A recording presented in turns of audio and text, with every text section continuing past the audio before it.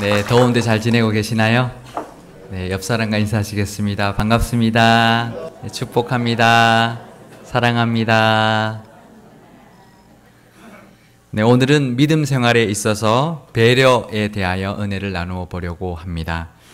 지난 5월부터 이번 달까지 3달 동안 민수기의 말씀을 함께 묵상하면서 오늘로 민수기의 본문으로 설교하는 것이 이제 끝이 납니다.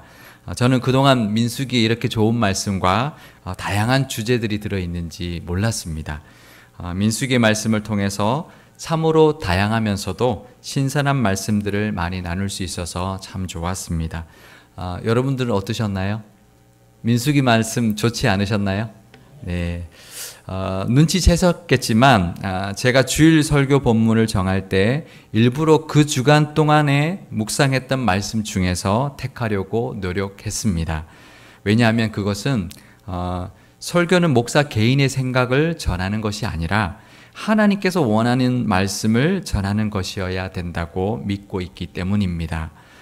그래서 하나님께서 이번 주에는 우리 교회에게 무슨 말씀을 하기를 원하시는가를 늘 찾고 기도하면서 늘 익숙한 본문이 아니라 매일매일 주시는 성경 본문을 통해서 그날 새벽마다 그 주간에 주는 그 말씀을 통해서 신선하면서도 색다른 본문으로 말씀하시는 하나님의 음성을 듣고 나누려고 노력하고 있습니다. 그러니 여러분들도 지금 우리 교회를 향해 주시는 살아있는 하나님의 말씀에 늘 귀 기울이시고 그 말씀의 은혜를 함께 누릴 수 있기를 축복합니다. 네, 오늘 마지막으로 민수기의 말씀을 통해서 배려에 대하여 은혜를 나누어 보고자 합니다. 이스라엘 자손들이 가나안 땅에 들어가기 위해서는 왕의 대로를 따라서 광야에서 올라가면 이스라엘 여리고성 건너편, 맞은편 요단강 건너 쪽에 향해서 그쪽으로 가야 했습니다. 그러려면 그 아모리 왕 시온의 땅을 지나가야 되기 때문에 모세가 그 왕에게 사신을 보내어서 이스라엘 백성들이 지나갈 수 있게 해달라고 요청을 했습니다.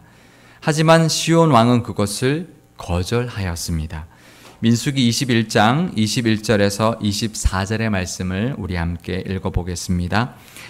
이스라엘이 아모리 왕 시온에게 사신을 보내어 이르되 우리에게 당신의 땅을 지나가게 하소서.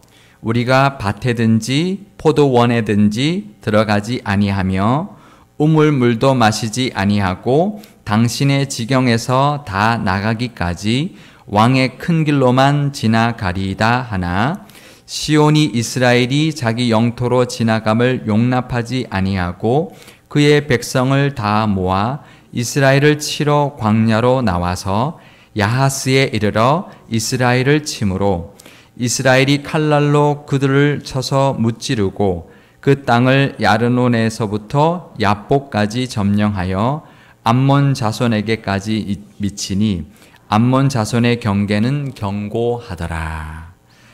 시온 왕은 거절했을 뿐만 아니라 군사를 이끌고 나와서 이스라엘을 공격하였습니다. 그래서 이스라엘은 어쩔 수 없이 아모리 왕 시온과 싸워야 했고 그래서 무찔러서 그 나라의 땅을 차지하게 되었습니다. 그랬더니 이번에는 시온 왕의 그 나라 북쪽에 자리 잡고 있는 바산 왕 옥이 이스라엘을 군사를 이끌고 와서 공격했습니다. 민수기 21장 33절에서 35절의 말씀도 우리 함께 읽겠습니다. 그들이 돌이켜 바산 길로 올라가매 바산 왕 옥이 그의 백성을 다 거느리고 나와서 그들을 맞아 에드레이에서 싸우려 하는지라. 여호와께서 모세에게 이르시되 그를 두려워하지 말라. 내가 그와 그의 백성과 그의 땅을 내 손에 넘겼나니 너는 헤스본에 거주하던 아모리인의 왕 시온에게 행한 것 같이 그에게도 행할지니라. 이에 그와 그의 아들들과 그의 백성을 다 쳐서 한 사람도 남기지 아니하고 그의 땅을 점령하였더라. 그래서 그들과도 싸워서 이겼고 바산 왕의 그 나라의 땅의 성읍들까지 차지하게 되었습니다. 그런데 아모리 왕 시온의 땅과 바산 왕 그 옥의 땅이 목축하기에 너무 좋은 땅이었습니다. 그래서 가축을 많이 가지고 있던 르우벤 지파 사람들과 갓 지파 사람들이 모세에게 나와서 이 땅을 자신들의 소유로 삼게 해달라고 요청하였습니다. 민수기 32장 3절에서 5절의 말씀을 우리 함께 읽겠습니다. 아다롯과 디본과 야셀과 니무라와 헤스본과 엘르알레와 스밤과 느보와 부온 곧 여호와께서 이스라엘 회중 앞에서 쳐서 멸하신 땅은 목축할 만한 장소요 당신의 종들에게는 가축이 있나이다. 또 이르되 우리가 만일 당신에게 은혜를 입었으면 이 땅을 당신의 종들에게 그들의 소유로 주시고 우리에게 요단강을 건너지 않게 하소서. 이 지파 사람들의 말을 가만히 들어보면 우리가 만일 당신에게 은혜를 입었으면 라고 이렇게 말을 하면서 상당히 정중하게 말하고 있는 것을 볼 수 있습니다. 그런데 모세에게는 그들의 말 중에서 마지막에 요단강을 건너지 않게 해달라는 말이 마음에 탁 걸린 거예요. 그러니까 우리가 사람들의 말을 들을 때 뭐 하나가 딱 걸리면 그 말 전체를 다 오해해버리는 경우가 있습니다. 그래서 모세에게는 마치 어떻게 그 말이 들렸냐면 이 땅이 너무 좋으니까 하나님이 약속한 땅이고 뭐고 우리한테는 상관없고 그냥 우리는 이 땅에 그냥 살겠다. 우리는 요단강 건너지 않겠다. 그런 말로 들렸던 것입니다. 그런 의도가 아니었는데 왜 그랬냐면 모세는 38년 전에 가데스 바니아에서 10 정탐꾼들이 이스라엘 백성들은 가보니까 가나안 백성들에 비해서 마치 메뚜기 같아서 가나안 땅에 들어갈 수 없다고 그렇게 말을 하는 바람에 하나님을 크게 진노하게 하셨던 것이 생각났기 때문이었습니다. 사실 모세에게는 그 사건이 상처였어요. 트라우마였습니다. 그것은 건드리면 아픈 기억이었습니다. 결국 그 10 정탐꾼들의 그 말 때문에 출애굽한 1세대들은 모두 가나안 땅에 들어가지도 못하고 광야에서 죽게 되었던 것처럼 이제 너희들이 그 말 때문에 이스라엘 백성들이 또 그렇게 될 것이라고 모세는 과민 반응을 보이고 있습니다. 민수기 32장 15절 말씀을 우리 함께 읽겠습니다. 너희가 만일 돌이켜 여호와를 떠나면 여호와께서 다시 이 백성을 광야에 버리시리니 그리하면 너희가 이 모든 백성을 멸망시키시리라. 그런데 사실 르우벤 지파 사람과 갓 지파 사람들의 말은 가데스 바니아의 그 10 지파 정탐꾼들의 말과는 완전히 다른 말이었습니다. 그들의 말은 이런 것이었습니다. 어차피 요단강 동편 땅을 하나님이 이미 우리들에게 주셨기 때문에 누군가는 이곳에 살아야 하는데 이 땅은 목축하기에 좋은 땅이니까 가축이 많은 지파, 우리들 지파 사람들이 이 땅에 살면 좋겠습니다라는 그런 뜻이었습니다. 물론 자신들의 입장에서 이야기한 것은 맞습니다. 하지만 그렇다고 해서 하나님께 범죄하려는 의도가 아니었습니다. 모세의 그 가네스 바데아 사건이 모세에게는 트라우마이기 때문에 그 모세의 반응은 이해되기도 하지만 모세는 이 사람들의 그런 마음과 생각을 이해해 주었어야 합니다. 먼저 우리가 사람들을 대할 때 우리가 기억해야 할 것이 있는데요. 그것은 사람들은 누구나 자기 입장에서 먼저 생각하고 말한다는 것입니다. 왜냐하면 사람들은 자신의 필요를 먼저 보기 때문입니다. 그렇다고 그것이 잘못은 아닙니다. 어쩌면 당연한 것입니다. 우리는 그것을 먼저 이해해 줄 수 있어야 합니다. 그 사람의 입장에서 그것을 먼저 이해해 줄 수 있어야 합니다. 먼저 상대의 입장을 먼저 이해해 주고 그 다음에 그 말과 행동이 우리 공동체를 위해서 어떠해야 하는지를 서로 솔직하게 나누면서 답을 찾아가야 합니다. 그렇게 해서 공동체를 위한 방향을 찾고 제안을 했을 때 그 제안을 그 사람이 받아들인다면 그것은 그 사람과 공동체에게 모두 유익해질 수 있습니다. 하지만 섣부른 판단으로 그 사람의 말을 오해하고 비난하게 되면 오히려 그것 때문에 더 공동체에게 해가 될 수 있기 때문입니다. 내 눈과 내 귀와 내 생각만으로 함부로 남을 판단하게 되면 상대가 왜 저렇게 말하고 행동할까 이해하고 그렇게 하지 않고, 우리 내 눈과 내 귀와 내 생각만으로 함부로 남을 판단하지 않고 왜 저 사람이 저렇게 생각하고 말할까라는 것을 이해하고 잘 품어주는 그런 배려의 사람들이 다 되실 수 있기를 바랍니다. 그것이 오늘 본문을 통해서 우리가 배울 수 있는 첫 번째의 배려입니다. 루벤 지파와 갓 지파 사람들은 모세에게 자신들의 뜻을 전하고 난 뒤에 모세의 말을 들었습니다. 그리고 그 모세의 그 과민하게 반응하는 그 책망의 말에 동의하고는 자신들의 가족과 가축들을 위해서 요단강 동편 땅, 이쪽 땅에 성읍을 짓고 가축을 위한 우리를 짓고 난 다음에 그곳에 안전하게 가족과 가축을 잘 보호하고, 그리고는 자신들의 군사들은 이스라엘 백성들의 제일 앞장서서 요단강을 건너가겠다고 약속하였습니다. 민수기 32장 16절에서 19절의 말씀을 우리 함께 읽겠습니다. 그들이 모세에게 가까이 나와 이르되 우리가 이곳에 우리 가축을 위하여 우리를 짓고 우리 어린 아이들을 위하여 성읍을 건축하고 이 땅에 원주민이 있으므로 우리 어린 아이들을 그 견고한 성읍에 거주하게 한 후에 우리는 무장하고 이스라엘 자손을 그곳으로 인도하기까지 그들의 앞에서 가고 이스라엘 자손이 각기 기업을 받기까지 우리 집으로 돌아오지 아니하겠사오며 우리는 요단 이쪽 곧 동쪽에서 기업을 받았사오니 그들과 함께 요단 저쪽에서는 기업을 받지 아니하겠나이다. 루벤 사람들과 갓 지파 사람들의 군사들은 이스라엘 자손들이 모두 가나안 땅에 들어가서 기업을 받을 때까지, 그 가나안 땅을 다 정복하고 그 땅을 기업으로 받을 때까지 요단강 동편 땅, 그 자기들의 집으로 돌아오지 않겠다라고 약속하고 있습니다. 그리고 그뿐만 아니라 가나안 땅에서 전쟁을 치를 때 자신들이 선두에 서서 전쟁에 임하겠다. 그리고 승리한 거에 대한 그 어떠한 권리도 주장하지 않고 가나안 땅에서의 그 요단강 서편에 있는 가나안 땅에서의 기업도 전혀 받지 않겠다라고 약속하였습니다. 그러니까 아무런 대가 없이 전쟁에 앞장서 나가겠다고 약속하고 있는 것입니다.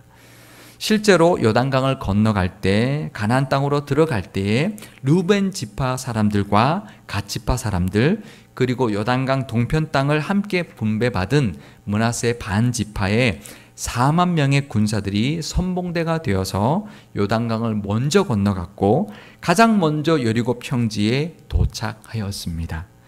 여호수아 4장 12절에서 13절의 말씀을 우리 함께 읽겠습니다.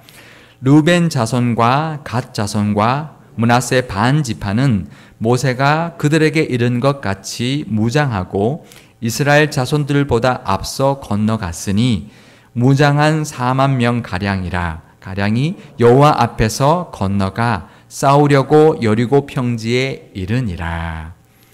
그 루벤 지파와 갓 지파 사람들의 말을 들은 모세는 그들의 제안을 다시 정리해서 말하고 있습니다. 그들이 말한 그 제안을 모세가 다시 정리해서 말하는데요. 내용은 똑같지만 다른 것이 하나 있었습니다. 그것은 바로 그들의 말에 여호와 앞에서라는 단어를 추가한 것이었습니다. 민수기 32장 20절 말씀을 우리 함께 읽겠습니다. 모세가 그들에게 이르되 너희가 만일 이 일을 행하여 무장하고 여호와 앞에서 가서 싸우되. 제가 말씀을 20장 한 절만 읽었는데요. 20장에서 23절까지 20절에서 23절까지 4절에 걸쳐서 모세가 그 말을 정리를 하는데 무려 7번이나 여호와 앞에서라는 단어를 사용하고 있습니다. 여기서 우리가 배울 수 있는 배려는 바로 나를 위해서가 아니라 하나님 앞에서 남과 함께 살아가는 것입니다. 그것은 나의 속사람이 원하는 모습으로 살아가는 것이 아니라 하나님이 원하시는 모습으로 좀 손해는 볼지언정 양보하면서 공동체를 위해서 하나님 앞에서 살아가는 배려입니다. 이것이 처음에는 손해보는 것 같습니다. 하지만 하나님께서 그 손해를 갚아주시고 더 풍성히 채워주시는 분이라는 것을 믿을 수 있기를 바랍니다. 역대상 5장에 보면 그 루벤 자손 벨라의 이야기가 나오는데요. 이 루벤 자손들이 그 요단강 동편 땅을 차지했는데 그 자손 중에 벨라라는 사람이 그 이제 더 큰 그 하나님이 주신 더 큰 땅을 그 땅보다 더 큰 땅을 차지한 이야기가 나옵니다. 함께 읽어보겠습니다. 역대상 5장 8절에서 10절의 말씀입니다. 벨라는 아사스의 아들이요 세마의 손자요 요엘의 증손이라. 그가 아로엘에 살면서 느보와 바알무원까지 다다랐고 또 동으로 가서 거주하면서 유브라데 강에서부터 광야 지경까지 다다랐으니 이는 길르앗 땅에서 그 가축이 번식함이라. 사울 왕 때에 그들이 하갈 사람과 더불어 싸워 손으로 쳐 죽이고 길르앗 동쪽 온 땅에서 장막에 거주하였더라. 이건 뭐냐면 루벤 지파의 그 자손 중에서 벨라라는 사람이 있었는데 사울 왕 시대에 하갈 사람과 대항해서 싸웠습니다. 이것은 가나안 정복 때에 앞장서서 그 싸움을 했던 그 선조들의 모습대로 그 루벤 지파의 그 벨라 사람이 살았다라는 것을 뜻하는 것이고요. 그래서 그가 소유한 땅도 굉장히 넓은 땅을 소유하게 되었다라는 것을 말해주고 있는데요. 그 땅을 보면 오늘 이 본문 중에 나왔던 그 땅들하고 비교해 보면 루벤 지파의 자손인데 갓 지파에게 준 땅에도 거했을 뿐만 아니라 동쪽으로 더 나가서 북쪽으로는 유브라데 강까지 그리고 남쪽으로는 광야에 이르는 넓은 땅, 아주 넓은 땅을 차지하며 하나님 앞에 살았던 인물, 이 바로 벨라였다고 소개해주고 있습니다. 하나님 앞에서 공동체를 위해서 행동하는 배려는 나뿐만 아니라 우리 후손들에게까지 하나님의 은혜를 누리는 길이라는 것을 우리가 믿을 수 있기를 바랍니다. 배려를 사전에 찾아보면 배려의 사전적인 의미는 이렇습니다.